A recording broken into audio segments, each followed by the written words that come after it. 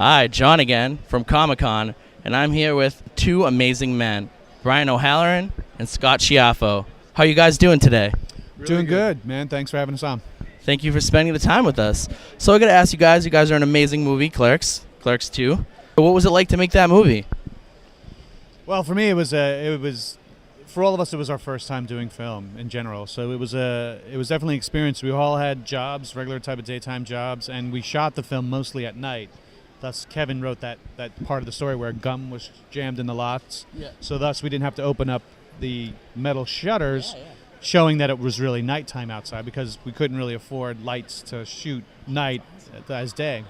So we did that over a 23-day period. I mean, Kevin actually worked at that store, and his friend Vincent worked at the video store next door, and they would shut things down around 10:30 or so. We would shoot from about 10:30 at night till about 5 in the morning, 6 in the morning sometimes. I didn't know he actually worked there. Yeah, we'd help Kevin open up the store for it. He would be there probably till 9 a.m. and then go home, sleep, and catch up on sleep. And I think he'd come in like around 4 or 6 o'clock and then close the store again, do the whole thing. So in the beginning, it was a bit of a nightmare, but it was good in the end. I mean, Scott had an interesting take on it as well. Scott, how did you feel about it? Well, I mean, it was really exciting, and Kevin, early on, just in the first few interviews he had with me when he hired me as an actor, I was just so impressed with the guy's grasp on vocabulary, and he was just hilarious. I never got to read the entire script. I only got to see the Julie's Gum Guy stuff. Yeah. So, of course, when I got to see the finished film, how blown away I was at just how much was really in there and how hilarious it was, you know? Yeah, it was because, I mean, to me, I was seeing everything for the first time other than the Julie's Gum Guy stuff. But, I mean, it was exciting. I mean, you knew you were part of something exciting. Where it would go, I mean, you know, you never know these things. And could never have fathomed in a million years it went where it went, is my opinion. But it was something that felt really special at the time, you know, no matter what would have happened with it.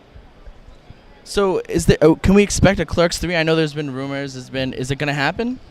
Well, it's been written. Okay. Kevin wrote the script, and it gave it to us, all the key players, late last year. And so I've read it. And so in the process, he was trying to get the distribution deal laid out. The Weinstein Company was involved. They have since then have decided not to produce it. So Kevin's in the process of finding another producer and distribution house. But that's a good thing, actually. There's more in control that we can control. Yeah, absolutely. You want him to be in control. But in reading the script, it's hilarious. And there are some characters from the previous films that reoccur back into the third one, and I can't wait once we get all the green lights and all the contracts and locations locked down. Hopefully, we could start shooting that by the middle of next year. Awesome. Yeah. And Scott, can we expect you back in the third film? I cannot confirm or deny that, sir. Awesome. So that's that. So I have to ask you guys, since our show is a show about comic books, video games, movies. Right on. Do you guys read any comic books, play any video games, and what's your favorite movie? Favorite movie, it depends on genre. You know, like I'm a big old school fan. Like Patton was one of my favorite wartime films, Apocalypse Now. You can't help, I mean, I was 7 when the first Star Wars came out, which is a film that literally did change my life of understanding certain things. And, there's some great comedies out there that I've always enjoyed as well. And as for comic books, I had friends who were big-time collectors of comic books. I was never the guy who went out on Tuesdays to get the books, but they would recommend what series or graphic novels or anything to start reading, and I would just borrow them.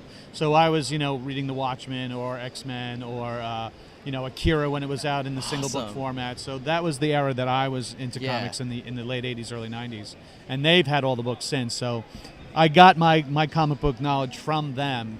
And as far as video games, I do a lot of video gaming. I'm PC based. I mean, I do have a PlayStation 3, I have a Wii and stuff. Awesome. The one thing I'm behind right now on a lot of the games that have come out, I really want to catch up and buy the new Wolfenstein because it looks great. It looks awesome. So, and a couple of the Call of Duties I've missed as well.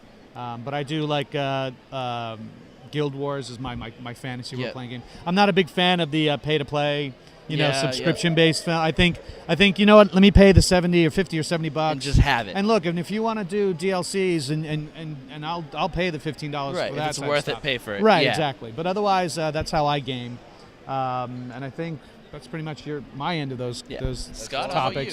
Well, I got to say, I'm not the biggest gamer, and I'm not the biggest comic book guy. I respect it, appreciate it. But you're a big musician. Musician. Oh, tell us about that then. Well, actually, we're going to talk about films. I could rein it into my favorite comic book turned into film. Sure. Was the first Batman with Tim Burton's Michael Keaton. I like the first two actually, and I enjoyed the Chris Nolans a lot. Yeah. But all-time favorite movie, one of them, because I could never pin it down to one. But I'm a big Mickey Rourke fan. Angel Heart was probably one of my favorite films of all time. But again, I could never. God, we could Right, it talk always depends on the genre, or whatever right. it is. I mean, you could go on and on. How and many on, drinks but, we've had at the time. There you go. Right.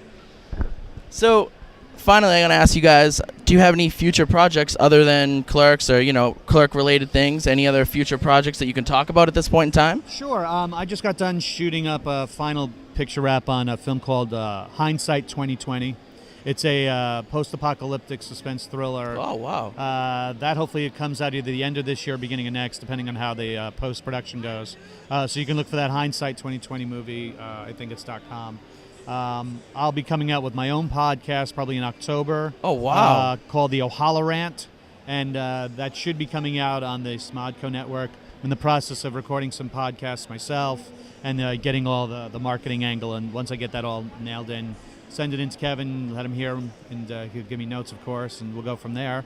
That would definitely be awesome. Yeah, it's been a trip. I've had Scott and a few my other closer associates on a couple of podcasts from different conventions. We normally would go out, have some, do our day at a convention, have some drinks, and then go up to the room or a convention boardroom, and then put in and start recording. That's a great idea, actually. Yeah. Should be what we should do now. You would think, right? And Scott, so, that's that. How about you, Scott? God, we could talk cons too, right? Well, Yeah. Mr. Hush, you want to say a little bit? Yeah, that's right. We have another con coming up in September. I don't know when you're going to air this, but the weekend of September 5th through the 7th is a Weekend of Fear. You can go to weekendoffear.net or mrhush.net. And that's out in Wilkes-Barre. It's going to be a great time out there. We're going to have a couple of the other folks from Clerks out there. We got Ernie O'Donnell, who was the weightlifter, the Rick Derris character. We also have Marilyn Gigliotti, who played Veronica, out there. Plus a whole bunch of people like Kane Hodder. We have Tom Savini out there. We've just talked to Bob Camp. Perhaps will be out there as well. We'll see what happens. So that's the weekend of the 5th through 7th, Wilkes-Barre. It's going to be at a place called the Woodlands Resort, and right near the Mohegan Sun Casino. Wow, that's awesome. Scott, how about you? Actually, I'm working on something. I can speak on it. Some of the details I can give you. It's called Shooting Clerks. It's a biopic of Kevin's life circa, I guess, late 80s into the early 90s. During the time he shot Clerks, just before film school, shooting Clerks, and then Clerks being released. I'm actually going to be playing his dad in the piece. Awesome. It is very awesome. It's pretty cool. But you could find out a lot about that online, either at the IMDb, Shooting Clerks, or Shooting Clerks has a great Facebook page as well.